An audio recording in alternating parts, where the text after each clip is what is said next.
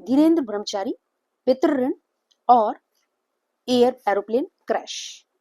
दोस्तों आज हम ये एग्जाम्पल मैंने लिया है ताकि हम पितृ ऋणों को और अच्छे से समझ सकें। तो दोस्तों ये जो है धीरेन्द्र ब्रह्मचारी, आप लोग शायद जानते ही होंगे कि माने जाने तांत्रिक रहे और जिसकी की सत्ता में बहुत ज्यादा पहुंच थी। तो जन्म है 12/2/1924 और 12 फरवरी 1924 और एरोप्लेन क्रैश हुआ 9 जून 1994, 9 जून 1994। तो 70 इयर्स की एज में जो है उनका देहांत हुआ, लेकिन एक एरोप्लेन क्रैश में। तो जो बर्थ है उनका, तो बर्थ के हिसाब से हम उनकी पत्रिका देखते हैं। तो इसमें जो है चंद्र का पितृ ऋण है। चंद्र मतलब धरती, मां के स्वरूप समान कोई महिला और जल, इन पदार्थों का आप सोचिए कि एक तरह का ऋण है। अब देखिए 2 नंबर का जो है लगन है, क्योंकि समय मुझे नहीं प्राप्त हुआ तो जो मैंने बनाया, तो 1 नंबर में अगर हम यूनिवर्सल चार्ट लेते हैं तो 1 नंबर राशि एरीज में चंद्रमा, फिर 5 में राहु, 5th हाउस में राहु, 6th एंड 7th खाली, फिर 8th में गुरु और मंगल, 8th हाउस गुरु और मंगल वृश्चिक राशि, 10th में सूर्य और बुध। तो 10th में सूर्य और बुध मतलब कि बुधादित्य योग और सरकार लाभ। फिर 11 में केतु और 12 में शनि, 12 में शुक्र। तो दोस्तों शुक्र जो है वह उच्च के हुए एक तरह से, तो वहां पे जो है ऐशो आराम रहा, अच्छी गाड़ियां, अच्छा स्थान रहा, रहने का स्थान, अच्छे देखने में बहुत ही इंप्रेसिव पर्सनैलिटी। अब यहाँ पे चंद्रमा का पितृ ऋण था दोस्तों, और उसके बाद में चूंकि सप्तम में 7 नंबर की राशि में 7 नंबर में शनि है और पहले नंबर में चंद्रमा है, मतलब चंद्र और शनि आमने सामने, तो विषदोष हुआ और शादी भी नहीं हुई। सप्तम स्थान में शनि शादी में बाधा डालता है। अब जिस समय इनकी मृत्यु हुई उसको हम देखते हैं 9 जून 1994। इस समय में देखिए दोस्तों 1 नंबर में है मंगल केतु, तो जहां पर इनका चंद्रमा था 1 नंबर में, तो वहां पर मंगल केतु भी साथ में।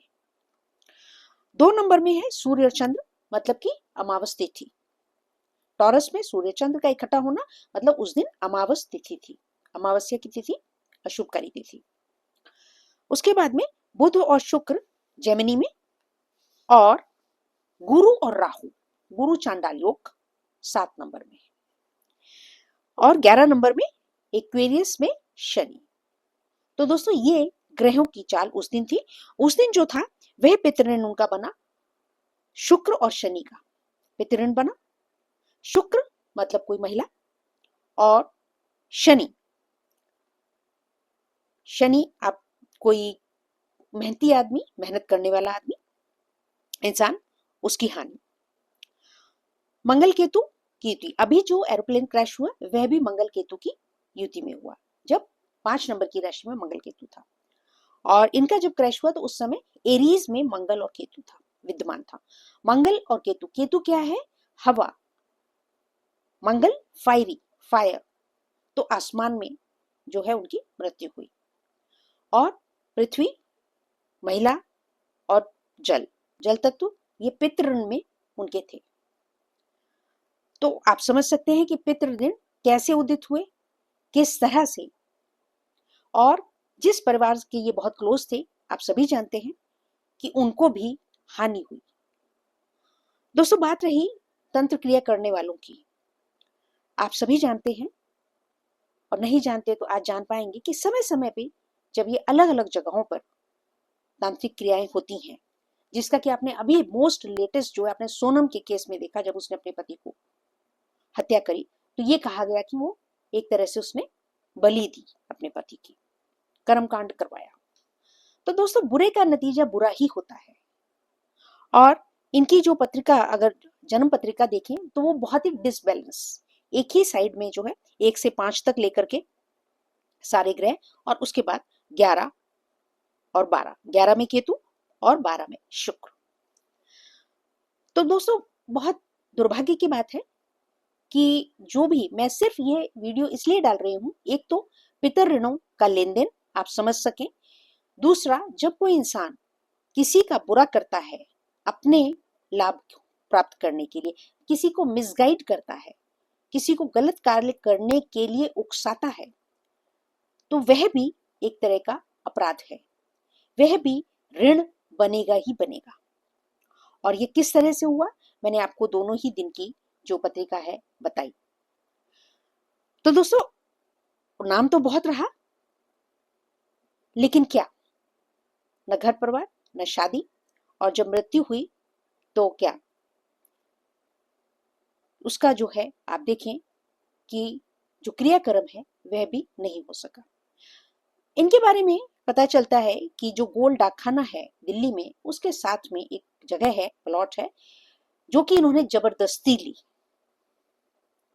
प्रधानमंत्री आई.के. गुजराल साहब थे उस टाइम, उन्होंने नहीं दी, तो इन्होंने एक तरह से ब्लैकमेल करके और हर तरह से छलबल चला करके अंततः उस भूमि को प्राप्त कर लिया और वहां पर अपना आश्रम बनाया। और देखिए दोस्तों, भूमि तत्व का इसी जन्म में उनको लेना देना पड़ गया। पीछे का भी था इनका कर्जा और इस जन्म का भी कर्जा उन्होंने चढ़ाया।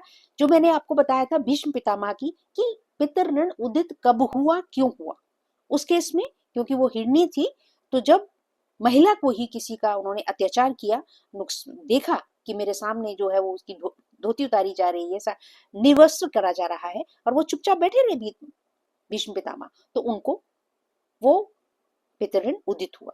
तो इसी प्रकार से इनका भी देखिए पितर ऋण इसी जन्म में उदित हुआ और इस तरह से उनका देहांत हुआ।